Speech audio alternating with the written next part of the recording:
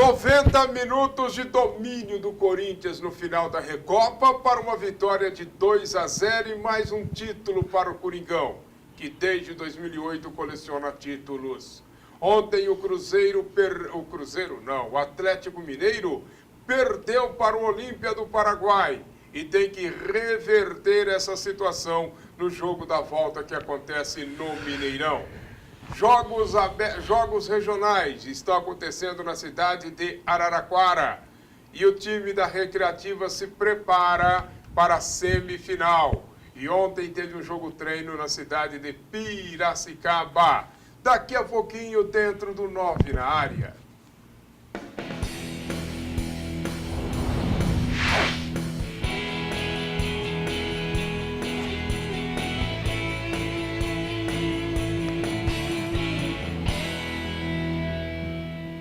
Oi, galera amigo, nosso programa é apresentado todos os dias, das 11 às 12, menos de quinta-feira, que a gente começa às 10 horas e 30 minutos, estamos começando agora, até às 11 horas e 30 minutos, mas com reapresentação às 19 horas. Hoje é o terceiro dia da volta. Depois da gestação de 9 meses, o nosso programa voltou e já começa a ser muito comentado na cidade, para nossa alegria e felicidade.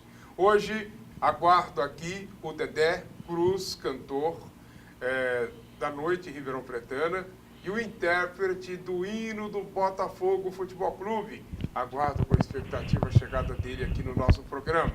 O Marolo, treinador da Recreativa, que está nessa semifinal e que se prepara para os jogos regionais, participando conosco também do programa. Está aqui meu companheiro Lucas Mendonça. Tudo bem, Lucas? Corinthians ontem foi um passeio, hein?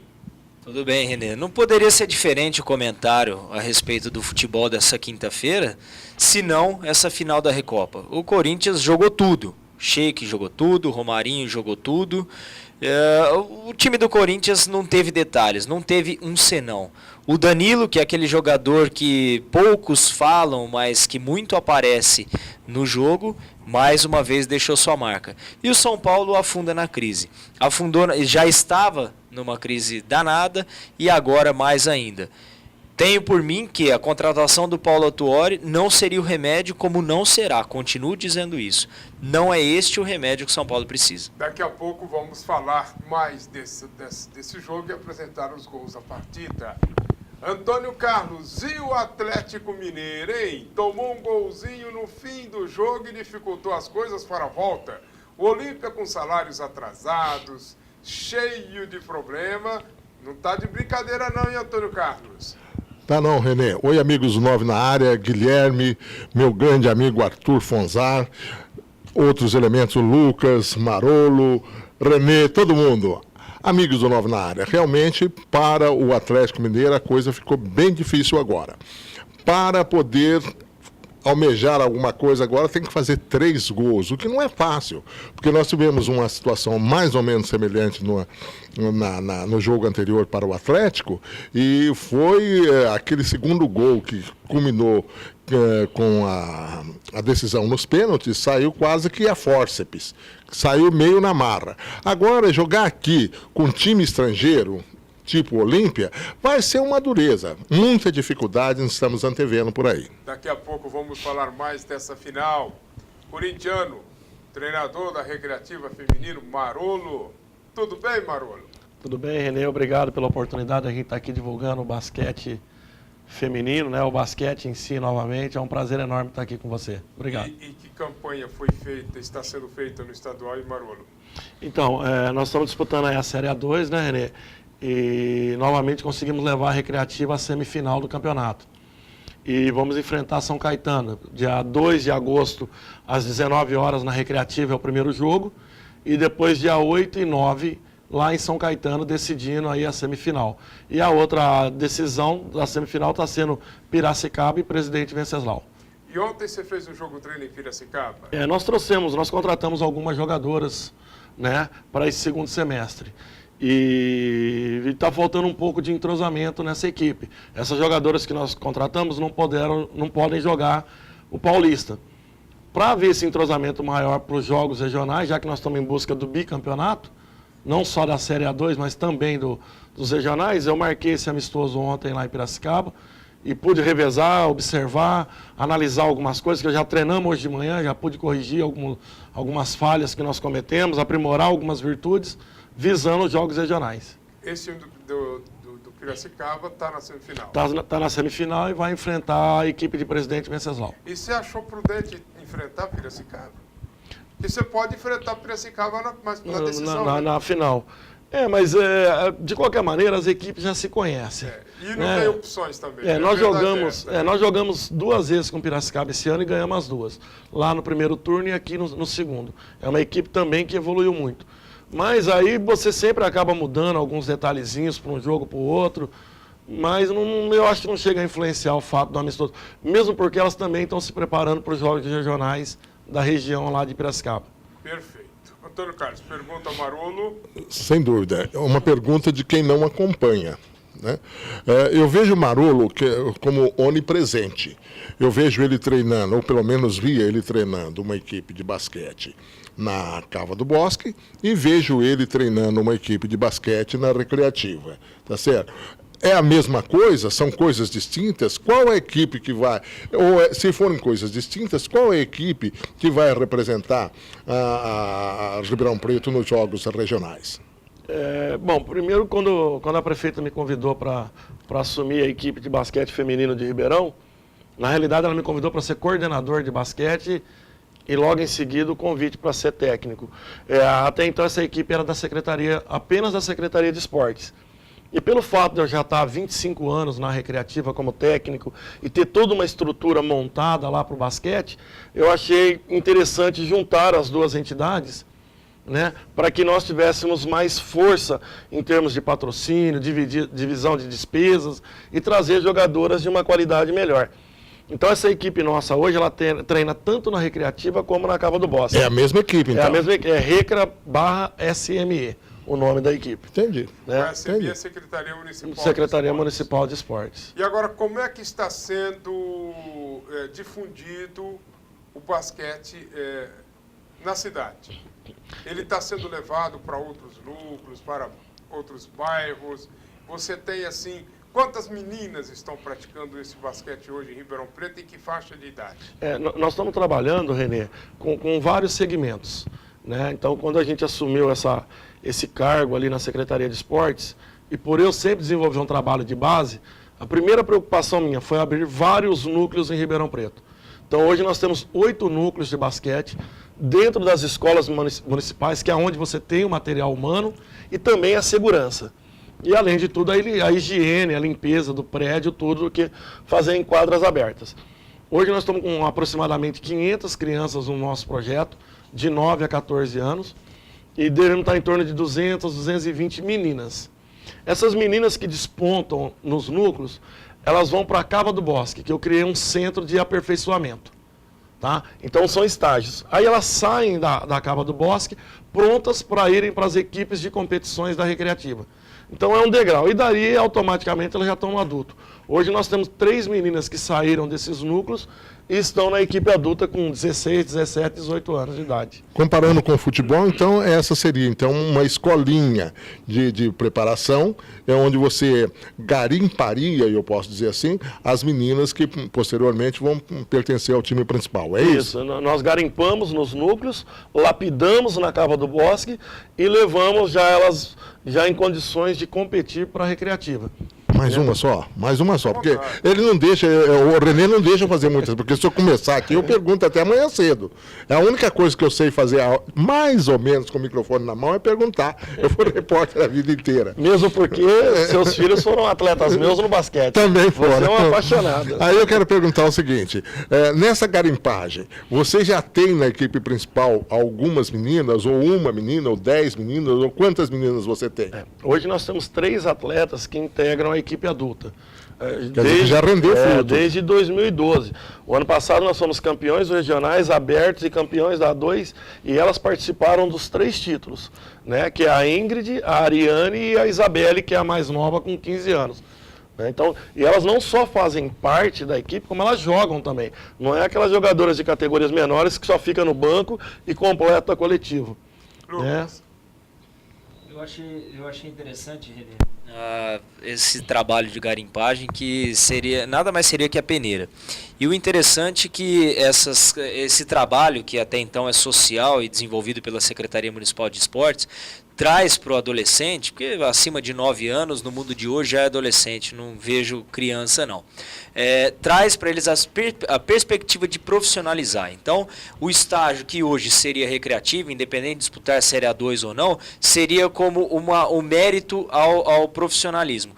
E o basquete feminino, que vem difundindo a cada dia mais no Brasil, isso traz a perspectiva de repente, tornar-se grandes atletas e ser grandes revelações, não só da cidade de Ribeirão Preto, do clube da Recreativa, elevando o nome dos dois, mas também trazendo para dentro de Ribeirão Preto alguns patrocínios que podem reforçar cada vez mais a busca desses talentos que não ficam tão somente em Ribeirão Preto, mas certamente nas cidades vizinhas podem haver alguns talentos como esse, assim como existia antigamente no futebol, né, René?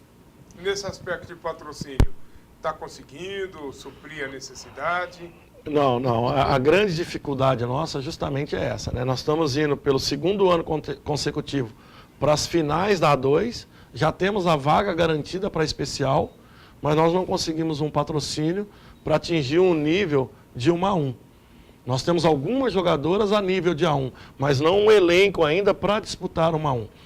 E quando eu cheguei lá na prefeitura, nós éramos em 3 pessoas. O Edmilson Desordo, que era o secretário, e a prefeita.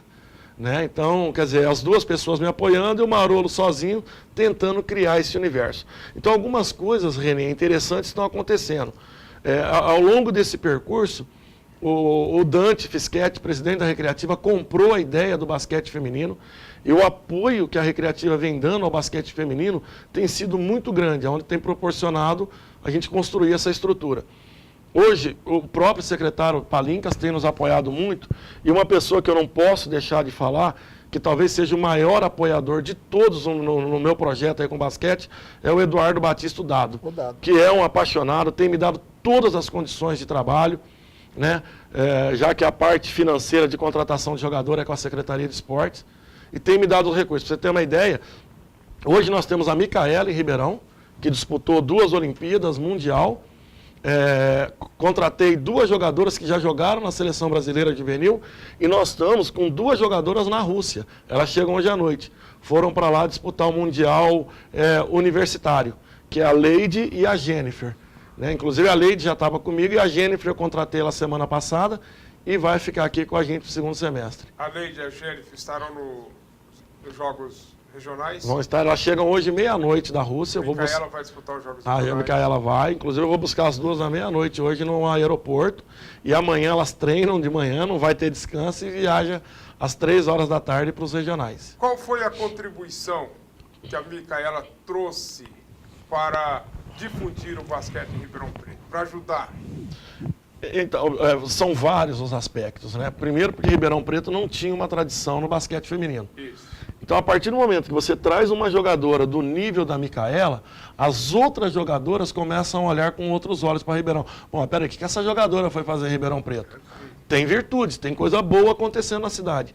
E isso me permitiu trazer a Jennifer de Ourinhos, que está na divisão especial, e trazer a outra Jennifer de Rio Claro, que jogou durante 8 anos nas categorias de base da seleção. Né? E a imprensa, aumentou a cobertura da imprensa, e as outras equipes, quando nós vamos jogar, todo mundo comenta, pô, a Micaela está em Ribeirão Preto. Esse é o aspecto do marketing. Isso. E o aspecto dentro da quadra é a experiência toda que ela tem passado para as meninas. Né? Porque a média de idade da nossa equipe, Renê, é de 20, 21 anos de idade. Então ela tem toda aquela paciência de sentar, conversar com as jogadoras, ela tem a liberdade de parar o treino e me ajudar a orientar as meninas, né? Porque ela tem uma história bonita e muito grande dentro do basquete. Então a Micaela tem contribuído muito, tanto dentro como fora da quadra. E trouxe contribuição também para haver interesse por parte da comunidade de Ribeirão Preto, das meninas de Ribeirão Preto, na prática do basquete. As meninas que estão chegando, elas chegam porque elas gostam do basquete, ou estão curiosas, ou estão à procura de alguma coisa? Eu acho que são os 2 pontos. Primeiro, a curiosidade, porque o basquete feminino hoje é uma realidade em Ribeirão Preto, e elas querem saber, mas o que é isso? O que é o basquete feminino?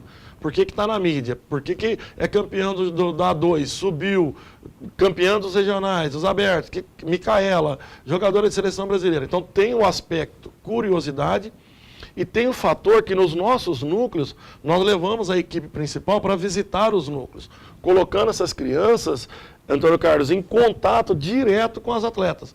Então você também acaba despertando o interesse pela prática do basquete. Lucas Mendonça, uma pergunta para você. Que importância você vê na Micaela em Ribeirão Preto dentro dessa estrutura que o Marolo está nos passando?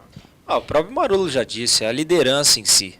Veja, se ela já tem liberdade para parar o treino e orientar o restante da equipe, isso por si só já demonstra importância ali, para dentro da equipe. Agora, isso em termos de mídia, à medida que a equipe vai ganhando projeção, a equipe vai ganhando o seu espaço dentro da categoria, é natural que ocorre uma projeção. Agora, tendo uma profissional que já teve passagem pela seleção brasileira, pode promover no futuro, e nós estávamos conversando antes sobre isso voltado ao futebol, de repente a vinda de patrocinadores que são ligados ao basquete e fortalecer todo esse projeto e fazer da equipe que o Marolo hoje comanda uma grande equipe, porque sem dinheiro é uma extrema dificuldade, para que tenha aquilo que ele disse. Foi para a série especial, tem uma equipe competitiva, referência nacional e que Ribeirão Preto possa estar lá em cima com todo esse destaque. É essa a importância que eu vejo para a vinda de um profissional com esse quilate. A gente acredita muito no handebol de Ribeirão Preto, tanto masculino como feminino.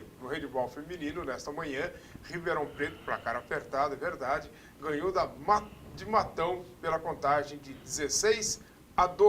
Antônio Carlos. Sobre isso você já comentava ontem, que o Ribeirão Preto poderá fazer um belo papel, assim como vai fazer, espero, no basquete, no handebol, já vencendo mais uma partida, não é? Marolo... Deixa eu só fazer uma perguntinha para o Marolo. Você pergunta depois. Só para matar a curiosidade. Ribeirão Preto é favorito na sua modalidade? Eu acredito que sim, né? Pelas jogadoras que nós trouxemos, com todo respeito aos outros adversários, mas eu acho que a nossa equipe já tem um entrosamento um pouco maior, vem aí está na semifinal do Campeonato Paulista, então nós temos, eu acredito que um pequeno favoritismo, apesar de que Rio Claro, Franca e Barretos são 3 equipes a serem consideradas. Você não colocou, né? Araraquara? Isso, Araraquara. Não, desculpa, Araraquara. Né? Franca, Araraquara e Barretos. Né? São as 3 equipes que eu acho que estão ali quase que no mesmo nível que Ribeirão Preto. O que está sendo feito em Barretos, para o Barretos entrar no seu hall de favoritos? Aqui em Ribeirão Preto, além de todos esses projetos que nós estamos desenvolvendo, nós abrimos uma associação chamada ABEC, Associação de Basquete, Esporte e Cultura. Nós encaminhamos 2 projetos para a Secretaria Estadual de Esportes, através da Lei de Incentivo do ICMS. Uma para núcleos, que foi aprovada, eu vou abrir mais 2 núcleos em Ribeirão de basquete, mas através da nossa associação, em parceria com a Prefeitura. E eu encaminhei também um projeto para o adulto feminino, no valor de R$650 mil, que nos daria todas as condições de disputar a divisão especial. Masculino. Para que esses projetos sejam aprovados, nós precisaríamos ter um trâmite político. E aí entraria a presença de deputados. Tá? Queira ou não, todos os projetos que foram aprovados lá, de alto rendimento... Tem que ter o aval. O aval político. O político da região comprar a ideia, ir lá na secretaria e aprovar. E isso foi feito em Barretos, respondendo a sua pergunta. Barretos está montando uma equipe adulta que vai disputar 2 no segundo semestre, em decorrência do projeto que foi aprovado, que o nosso em Ribeirão Preto, infelizmente, ainda nós não conseguimos aprovar. Então, é por isso que eles vão ter essa credibilidade. Eles já fazem um trabalho de base há muitos anos, Barretos, através da associação APAB, e agora eles têm o projeto da lei de incentivo aprovado. Então, eu estou ainda na expectativa de conseguir aprovar o nosso, tanto no âmbito estadual como no federal, que eu também encaminhei um.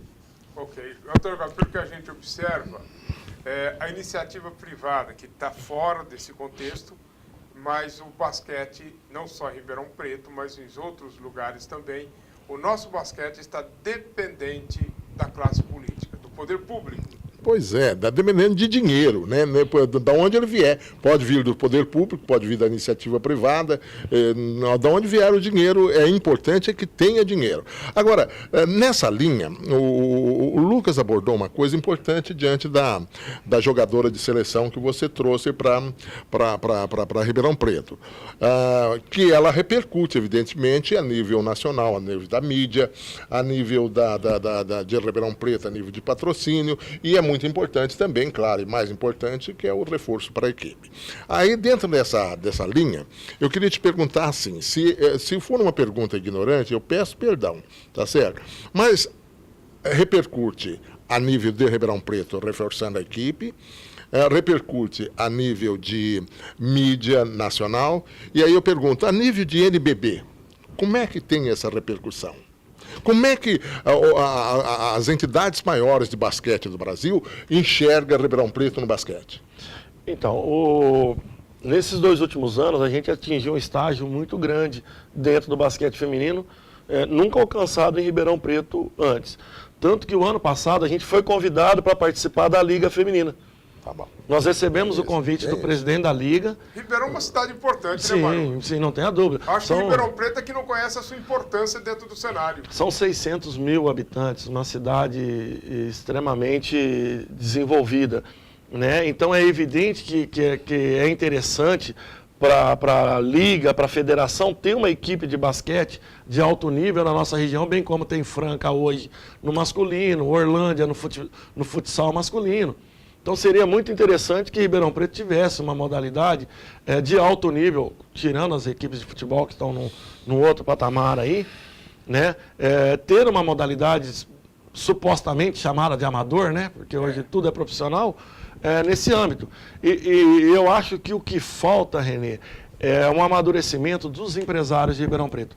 Ribeirão Preto não tem uma cultura dos empresários investirem no esporte. A maioria das modalidades que nós tivemos ao longo da história com resultados brilhantes, na época do vôlei da recreativa, eram todos patrocínios que vieram de outra cidade. O basquete do Coque. O Coque, né, que eu acho que foi uma exceção, Uma época com a Arberiza. mas começou com o pessoal de Franca, eu não me lembro a marca do tênis agora, o Dharma, que veio inicialmente, depois o Coque comprou a ideia brilhantemente e deu sequência no trabalho. Então o que falta talvez é os empresários de Ribeirão Preto olhar com um pouco mais de carinho, porque eles têm a marca deles exposta em todos os canais de televisão, na mídia, constantemente. E o mais importante, desculpa, Renê, te apartear aqui. O mais importante é que parece que o empresariado não entende que o basquete, o futebol, o ciclismo, tudo isso ajuda no comércio, ajuda no vender. O hotel aluga mais quartos, os restaurantes, aqui em Ribeirão Preto tudo é restaurante, cada esquina tem 1000 restaurantes, cada quarteirão tem 1000 restaurantes, casinhas de lanches, etc. Eles todos se beneficiam do esporte. Na medida que vem tudo isso, toda essa repercussão, todo esse potencial no esporte, todo mundo ganha. Só que eles não parece que não faz muita questão de ajudar também. Marolo, para concluir com você, estreia nessa sexta-feira nos Jogos Regionais. Nós viajamos na sexta-feira, ainda não saiu qual é o nosso adversário. Nós viajamos na sexta-feira e, a princípio, pela informação que o Dado me enviou, nós deveremos jogar no sábado. As né? datas da semifinal? Não está do estadual. Nós vamos jogar dia 2 de agosto, às 19 horas, na Recreativa. Fica aí o convite para todos os apaixonados do basquete e os curiosos, né, que queiram ver essa semifinal. Vai ser um jogo brilhante. Apesar do investimento de São Caetano ser 10 vezes maior que o nosso, né, mas nós temos condições de ganhar. Nós perdemos aqui no primeiro turno para elas por 2 pontos, quando a melhor jogadora nossa machucou com 15 segundos. E perdemos faltando 1 minuto para acabar o jogo. Então são jogos equilibrados. Prova disso que São Caetano está vindo para Ribeirão Preto 2 dias antes do jogo, para se preparar, né? Então, tamanho respeito que tem pelo basquete feminino de Ribeirão Preto hoje. Então, nós jogaremos dia 2 de agosto aqui em Ribeirão às 19 horas, o primeiro jogo. O segundo e o terceiro jogo, caso seja necessário o terceiro, dia 8 e dia 9 de agosto, às 19 horas, lá em São Caetano. Ok, olha, todo título é importante, Mas esse, para fomentar ainda mais o basquete em Ribeirão Preto, é muito importante. Por isso que a comunidade tem que estar aí para torcer, para vibrar, para fazer Ribeirão Preto acontecer. Obrigado, Marolo, sucesso, muito sucesso mesmo. Você já é sucesso pelo que você faz. Parabéns pelo trabalho, parabéns à prefeita Darcy Vera, a Edmilson, que na época como secretário te deu apoio, ao Marcelo Palinkas, o atual secretário, ao Dado Batista, meu amigo particular, que está acompanhando o Ribeirão Preto nos jogos regionais. Obrigado, Marolo. Queria agradecer a oportunidade aos meus companheiros aqui, né, pelas perguntas. Espero que eu tenha podido esclarecer um pouco mais o basquete. E dizer que as escolinhas de basquete da Secretaria de Esportes estão abertas, as inscrições, nos núcleos também, é só ligar no 3604-9900, né? Nós vamos disponibilizar todos os horários e os locais que estão à disposição das crianças e adolescentes para a prática do basquete. Renê, mais uma vez, obrigado e um abraço. Ribeirão Preto acontecendo no esporte, gente amiga. Vamos à mensagem dos parceiros e na volta vamos tocar ainda mais o 9 na área com outras novidades e informações.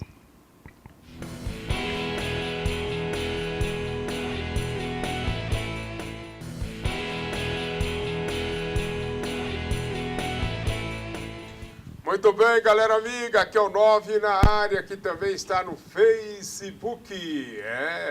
Procure no Facebook do 9 na área. E se quiser interagir com a gente, pode mandar sua mensagem, mandar sua pergunta, que a gente vai estar respondendo para você na nossa programação. Ontem tivemos a decisão da Recopa. Vamos acompanhar como é que foi. Coringão fazendo 2-0, ganhando do São Paulo. Mas olha, foi um domínio fantástico, hein, minha gente? Foi um domínio fantástico e o São Paulo me pareceu um time aí de menor expressão, não um time da capital, com todos os seus títulos, com toda a sua glória. Se falássemos que essa partida foi realizada entre Corinthians e qualquer equipe do interior que tem um pouco mais de fragilidade, seria passível de crença, porque a equipe de São Paulo completamente perdida, não fez por merecer nada, nem sequer eventualmente empatar, entrou, parece, ao meu ver, com um pouco de medo, querendo explorar contra-ataque, sendo que desde o início sabia que precisava do resultado positivo. O Ganso não falou porque veio, enfim. A equipe como um todo precisa repensar a sua forma de jogar, a sua forma de ser administrada, porque senão, agora o que restou em termos de Campeonato Brasileiro, vai restar a segunda divisão. O que vai ser saudável para o futebol. Falta do estado de São Paulo ser rebaixado o São Paulo, porque Corinthians e Palmeiras já foi. E falta do estado do Rio de Janeiro o Flamengo, uma vez que Fluminense, Vasco e Botafogo já amargaram o descenso. Quem sabe a gente tem isso aí para 2014, né? Na minha opinião, o Fluminense está até hoje na segunda divisão. Ele é time biônico. É biônico. Ele não classificou para chegar à primeira divisão. Ele saiu da terceira divisão, da Série C, classificou através de mutretagem. Quando perdia jogo, o adversário acabava perdendo, arrumava um rolo para o Fluminense chegar. E na base da mutretagem, o Fluminense chegou na Série B. Só que não disputou a Série B, porque aí veio o João Avelange e teve uma reformulação. E nessa reformulação, quem apareceu na primeira divisão? Fluminense. Então, o Fluminense é time biônico, tem que cair para ganhar dentro de campo, dentro do campo de jogo, o seu retorno à primeira divisão. Na minha opinião, é biônico. É o único time biônico no futebol brasileiro, esse Fluminense. E você, Antônio Carlos, como é que viu essa superioridade do Corinthians? Esse domínio que foi total, sem ter que se esforçar muito para isso? Pois é, Renê, a gente conversava isso aqui ontem, né? Que a crise no São Paulo era tanta que com certeza ia repercutir. O time não é ruim. Eu acho que de goleiro, o jogador mais ofensivo, não tem goleiro à ponta esquerda mais, né? Então, o jogador mais ofensivo... Do camisa 1 ao camisa 11, que às vezes não tem. Às vezes nem tem, não é? Camisa 18, 89, 57, pois 1930. Mas de goleiro ao jogador mais ofensivo, que no caso é o Luiz Fabiano, o jogador mais ofensivo, e o goleiro é o Rogério Ceni, o São Paulo é um bom time. Na minha opinião, é um time bom. Também acho. Tem que continuar assim. Não, eu quero dizer que não é tem jogadores de excelente qualidade. Inclusive até tem um lateral esquerdo lá, que é muito bom, está machucado. Não é? Tem jogadores excelentes. Eu falei ontem aqui uma besteira, eu sei que você não concordou, mas eu vou continuar insistindo. O São Paulo está sofrendo problemas de jujujite. Mas eu acho que é o maior presidente de time de Você futebol falou a mesma coisa do ontem. país, E Juvenal eu vou falar a mesma coisa hoje. Faça a minha campanha, fica Juvenal. Nem a pau, Juvenal fora do São Paulo. Então, nem a pau. Juvenal, você não pode ficar nem a pau. Essa que é a verdade. Bom, mas não vai ser eu quem vai tirar Juvenal Juvencio do São Paulo. Não é? Nem mas, pode, né, Lucas? A gente torce para que isso não isso, aconteça, é muito importante que eles permaneçam para os corintianos, para palmeirenses, para todo mundo. Só não entra... Bom, o São Paulo sofre de jujuvite. Tá certo? Porque a influência. Porque senão, vejamos, todo técnico que estreia, num time grande principalmente, ele estreia com vitória. Já o Paulo Autuori já estreou com derrota. E continua com e derrota. Vai na segunda e torna a ser derrotado. Tá certo? Então, o Ney Franco não era culpado. Não era culpado. Eu acho que tem influência lá. Quem manda no time do São Paulo, segundo as pessoas que acompanham na grande mídia, é o Rogério Ceni. Eu acho que quem manda mais que o Rogério Ceni, só mesmo Juvenal Juvencio. E eu acho que isso está repercutindo no time. O time, na minha opinião, tá certo, não é ruim. O time é de melhor para bom. Tá certo? Agora, o Corinthians, então, é superior. Superou tudo ontem. Esse Danilo está jogando muita bola. O Danilo está jogando bola demais. Eu não entendo como é possível não ter um jogador desse na seleção brasileira. Tá certo? Todos eles, o Romarinho, quem mais? Todo mundo ali Você me perguntava ontem, eu respondi se o Paulinho seria bem substituído pelo Ralf. Esqueci o nome do Ralf. Olha, como eu acho que os dois se completavam, porque um fazia uma coisa, o outro fazia outra, quando um fazia coisa uma, o outro fazia coisa outra, o Ralf ontem também, para mim, foi excelente. Superou até aquilo que o Paulinho fazia e que, consequentemente, não está fazendo mais, o Ralf completou ontem.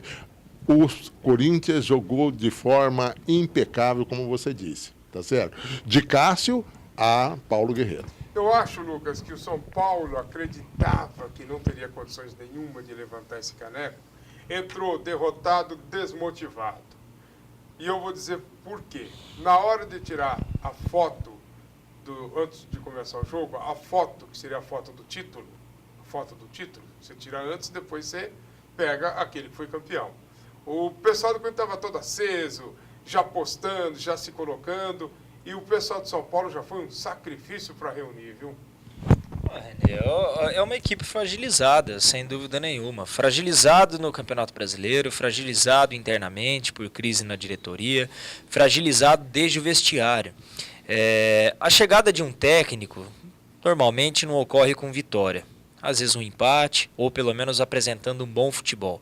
Nem o bom futebol existiu. Então, a tentativa de choque que o São Paulo buscou com a contratação do Paulo Autuori, que eu acredito não ser o melhor técnico para esse momento, já vinha dizendo isso, dos que estavam no mercado à disposição, eu teria contratado o que foi para o Vasco, que era técnico do Santos, me fugiu a memória, Dorival Júnior, teria contratado ele. O Autuori, o fato marca muito a passagem dele pelo São Paulo, foi campeão da Libertadores, etc., mas pouco se lembram que pegou um time pronto, talvez até já na final com determinada vantagem. Mas o Autuori sempre foi um desejo então, antigo, né? Desejo antigo, talvez, para alguns. Não, né, lá no São Paulo, sempre que cai técnico, qual o primeiro nome que vem? O Autuori, como era antigamente no Carpegiani, né? Enfim, Tele Santana, bom, sei lá. Eu sei que o São Paulo está fragilizado tecnicamente, taticamente, emocionalmente, dentro do vestiário. Eu acredito que até para a eleição esteja difícil de ser feita, então precisa de um choque imediato. Eu discordo um pouco com o que o Antônio Carlos falou a respeito do camisa 1 ao camisa 11. Eu não vejo o Lúcio com todo o futebol que lhe é confiado para vestir a camisa do São Paulo, tá sem tempo de bola. Ontem, quando o jogo ainda estava 0-0, um defensor do Corinthians, não me lembro o nome, deu uma cabeçada, uma ombrada, nem cabeçada foi. O Lúcio, como um zagueiro que deveria ter subido juntamente com ele. Ele estava debaixo do sovaco do atacante, que naquele momento estava fazendo papel de atacante. Quer dizer, está sem tempo de bola, tem umas saídas completamente erradas. Resultado, o São Paulo fez algumas tentativas que não trouxe resultado. Lúcio e Ganso, repense. O problema do Ganso... está com problema, hein? Porque Paco, Ganso...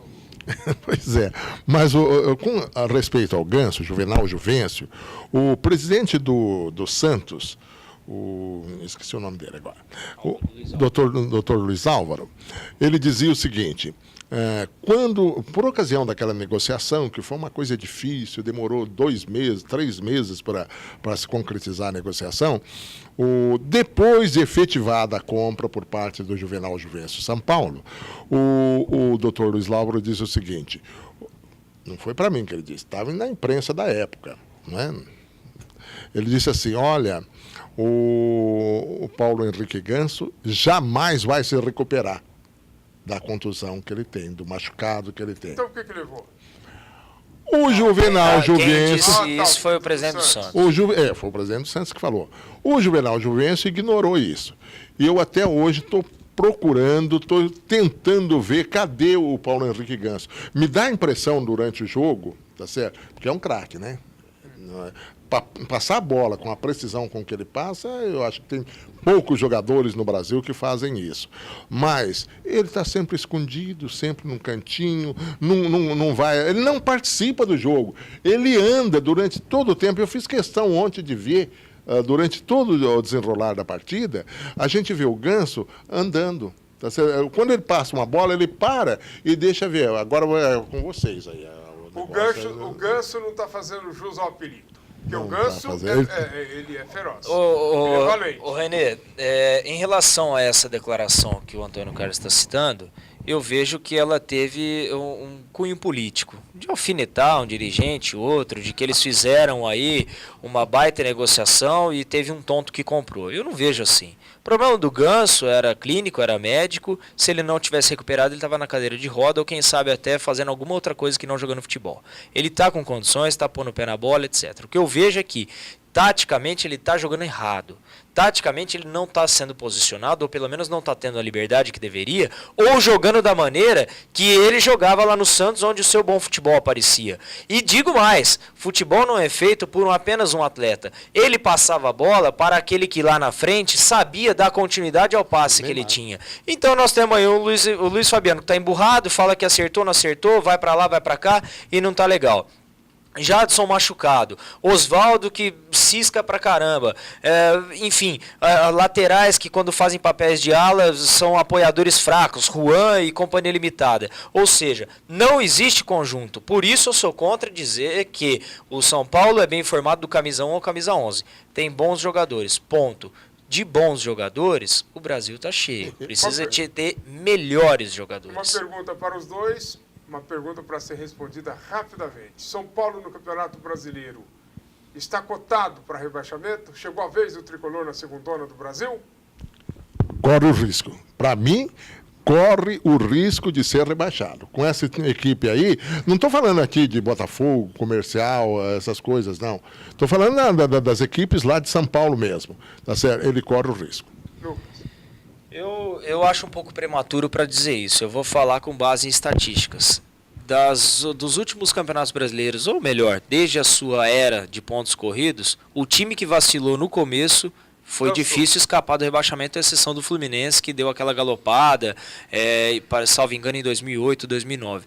Mas de resto, quem cochilou no início acabou se dando mal. Por quê? No início você concorre com outros campeonatos, que as equipes grandes estão voltadas para Libertadores, Sul-Americana, Recopa, etc, etc, etc.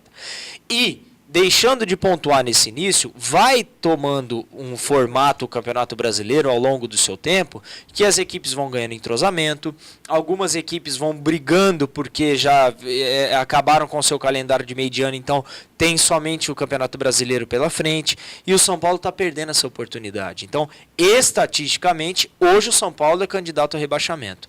Acredito numa reviravolta, porque é uma equipe grande, tem condições administrativas, especialmente financeiras.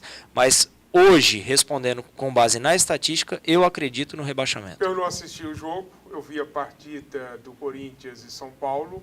Vocês viram o Atlético e Olímpia ou não? Não acompanhei. Eu também não vi. Então acompanhou o jogo do Coringão, mesmo a competição não valendo nada. Mas era o Corinthians que estava em campo.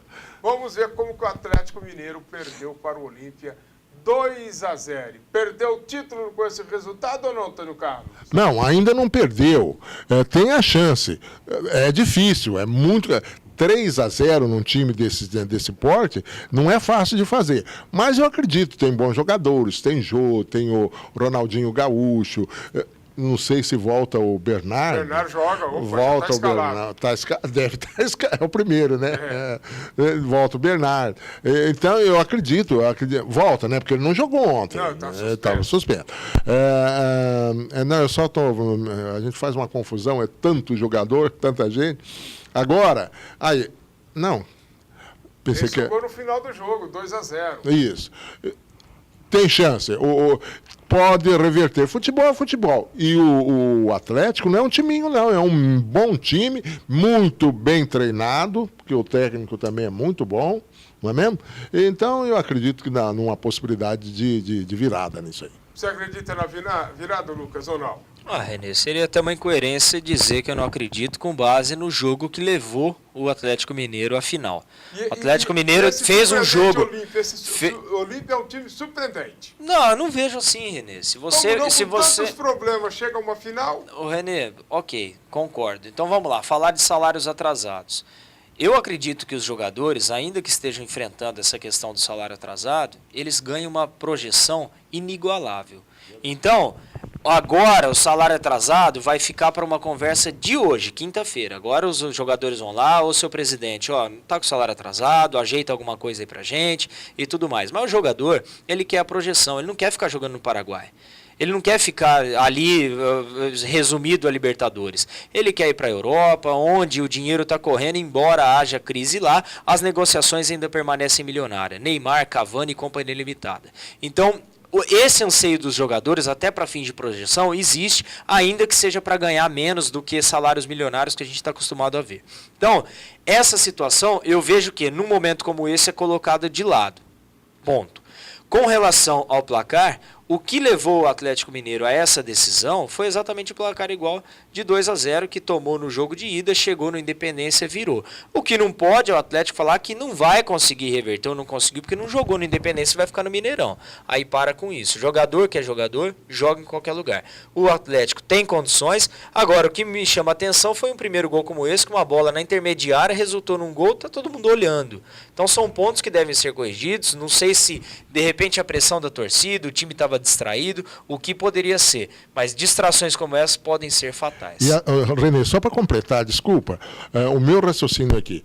E o segundo gol do Olímpia saiu no finalzinho. Então até ali estava perdendo de 1-0, o que não era muito. Então é meio assim, não é, mais é por sorte. Acredito que o Olímpia fez 2-0 por sorte, baseado inclusive no que diz o Lucas. E não existe mais o fato de fazer um gol fora.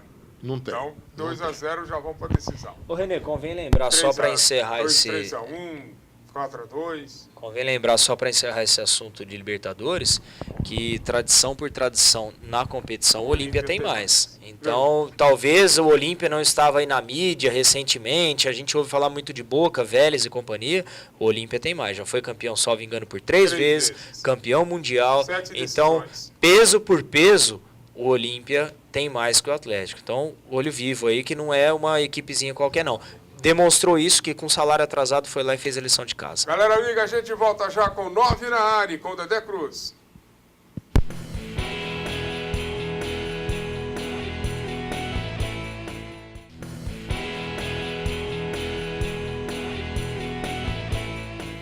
Botafogo tinha um hino tradicional, aí de repente ganhou um outro hino. Se a memória não me falha, uma composição do Orvildo Simões, né, Dedé?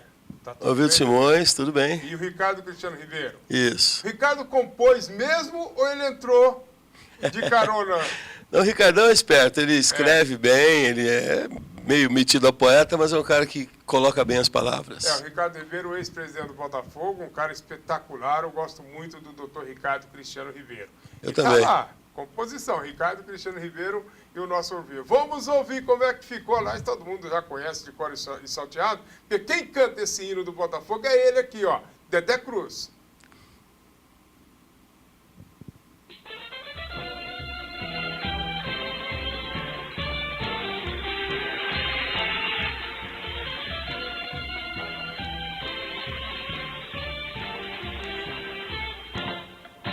Botafogo, Botafogo, orgulho de Ribeirão. Sua fibra, sua raça, mantém a nossa tradição. A bravura da sua gente acende nossos corações. Grandioso Botafogo, celeiro de campeões. Foi a Vila Tibério, o berço do tricolor, crescendo sempre, se Ali, consagrando. Dedé, que ritmo é esse? Isso aí é um frevo, né? Uma marcha frevo, Acho, eu acho. É uma marcha frevo, mas com... Porque não caracteriza assim propriamente aquela coisa de hino, né? Porque na verdade era um hino mais tradicional, com aquela batidão. A gente acabou transformando numa coisa mais fácil de ser cantada no estádio. Mais comunicativa, assim, que a moçada já se identifica logo. Já foi um arranjo meio com guitarras, com metais, para ficar mais naquele momento, ficar com a sonoridade do momento. E acho que funcionou. E funcionou muito. Muito. E a batida inicial do hino é coisa linda. Eu acho que é coisa uma linda. introdução bem que já chama a atenção para o hino, né? Agora, eu gostaria de perguntar para o Ricardo Ribeiro, pena que para o Orvildo eu não posso perguntar mais, mas quem sabe um dia, né? Por que inseriram o Comercial Futebol Clube na letra do hino do Botafogo? O Orvildes, não sei nem se foi o Ricardo, mas o Orvildes tinha um negócio que o Orvildes era ribeirão pretano como ninguém. E ele nunca admitiu que os times fossem dois times. Ele sempre pensou que deveria ser Ribeirão Preto Futebol Clube. Então ele achava, ele brigava, eu lembro dele de umas debates dele com o Ricardo, que ele pedia que o Ricardo também ajudasse o Comercial. Ele falava, você tem que ajudar, se você tem facilidade agora, por que você não busca patrocínio para os dois quando o Botafogo estava em cima? Tal? Então era uma luta do Orvildes para a cidade. Então, quer dizer, sem preconceito, a preto e branco nela. É para fazer realmente uma citação ao bafo. Ao bafo. Tá certo. Eu acho Porque isso ele era a maravilhoso. cidade. Eu também acho. Acho isso fantástico, acho isso maravilhoso. São poucos grandes homens que pensam assim, né? Que o esporte pode ser essa união aí, bonita, gostosa, sem ter... Porque o negócio da rivalidade é bom, mas até certo ponto. A gente vê a rivalidade aí gerando violência e tal. E ele via os dois times como um só e que o hino fosse um só e que tudo fosse um. Ô, Dedé, acertou na mosca. Na mosca, a sua interpretação é fantástica. Como é que surgiu nesse episódio a interpretação do Dedé Cruz? Bom, eu sou dingueiro, né, digamos assim. Sou um cantor que trabalha com jingles. Eu fiz muitos jingles para a cidade.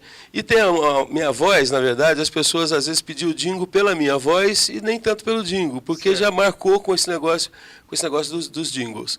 E na época do Botafogo, eu poderia até ter feito uma voz de um outro cantor, alguma coisa assim, mas eles pediram até o Orvildes e o Ricardo que eu imprimisse o mesmo padrão de voz que eu usava para os comerciais que eu gravava, que isso ia ser legal e tal. Então eu cantei como se canta na rua, como se canta na massa, tal, gritando, e como se eu estivesse convocando e todo mundo cantando comigo. Então essa foi a ideia, interpretar para a massa. Você prefere o primeiro ou o segundo hino do Botafogo, Antônio Carlos?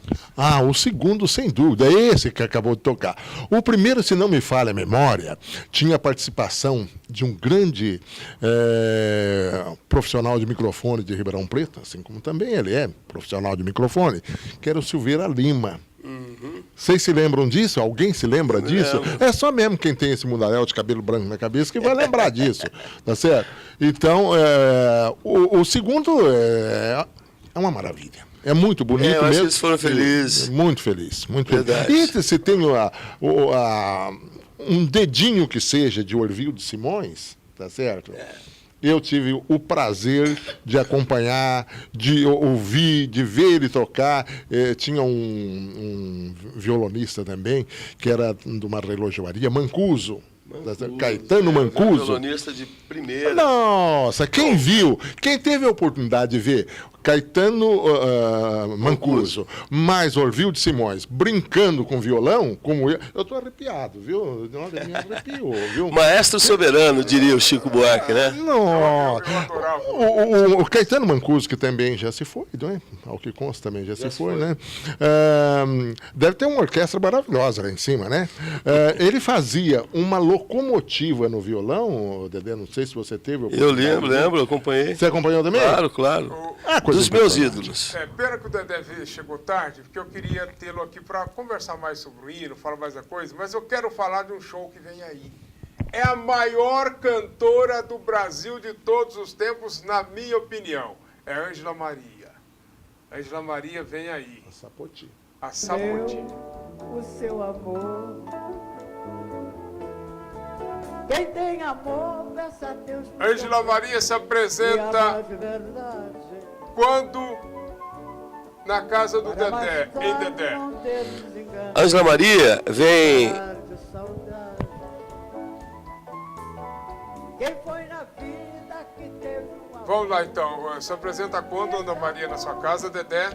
Ângela Maria na casa do Dedé, dia 31 de julho, é uma quarta-feira, e dia 1º de agosto, que é uma quinta-feira. São 2 shows. Porque ela não caberia num show só, igual o programa do Jô, ela não cabe no... Então a Ângela, pra gente, é um orgulho, porque depois de trazer o Calbi, a gente está tentando trazer a Nana KM, encaixou a Ângela Maria, que gosta desse tipo de casa que a gente tem, e se colocou à disposição e se encaixou dentro do que a gente pode, que nós somos uma casa pequena, grande, assim, no sentido de o que a gente pode proporcionar, que é a felicidade para quem gosta da boa música, mas ela se encaixou dentro da nossa proposta e a gente está fazendo 2 shows com muito orgulho, prazer imenso. Eu estou tendo assim, uma receptividade muito grande, as pessoas têm ligado muito para comprar as mesas para a Ângela, então eu fico muito feliz e te agradecendo também, porque você foi a primeira primeiro programa de TV que me chamou para falar da Ângela Maria, para falar da grandeza da Ângela Maria. Então, muito obrigado pelo espaço. Me deu o endereço da casa do Dedé e o telefone para a compra dos ingressos, das mesas. Olha, o telefone, eu uso meu celular porque a minha produção sou eu mesmo, minha produção, eu com meus amigos e tal, mas o celular para falar da Ângela, para comprar ou se informar, é 9135 1273. 9135-1273. Isso, casa do Dedé fica na rua Maestro Vila Lobos. Se você for pela Portugal, passando a cachaçaria, na esquina da frente tem um posto Ipiranga, eu estou colado no posto Ipiranga, na rua Maestro Vila Lobos, 314. E esse craque aí? Esse craque aqui está me dando muito prazer, que tá metendo gol direto, está lá no Botinha. Quantos anos ele tem, Dedé? Ele é 2006. Não, 7 anos. 7 anos. 8 Já anos. tem 8? 8 anos. Ô, louco, o cara já está contestando, velho. Está certinho. Ô, Dedé, obrigado. Obrigado você, viu, Renê? Parabéns. Eu queria muito que você fosse no show, você é meu convidado. Eu sei que você gosta da Ângela, por Adoro favor, Ângela Maria. o seu lugar está lá, viu? Nossa, se ela cantar então Orgulho, aí eu vou desmaiar. Ave Maria. Obrigado, obrigado. Eu gosto da música. Ave Orgulho. Maria Tem dela é tanta coisa linda. Verdade. E eu já quero aproveitar e te pedir desculpa pelo atraso, viu, Renê? vai ter Porque oportunidade férias de da cantar. molecada, você fica meio, entendeu? Mas Você trabalha na noite, né? eu sou cantor da casa do Dedé. É isso aí. Eu, a Bia Mestrinelli e muitos outros. A Bia maravilhosa. Obrigado, Antônio Carlos. Obrigado, Renê. O 9 na área volta amanhã, galera amiga, 11 da manhã.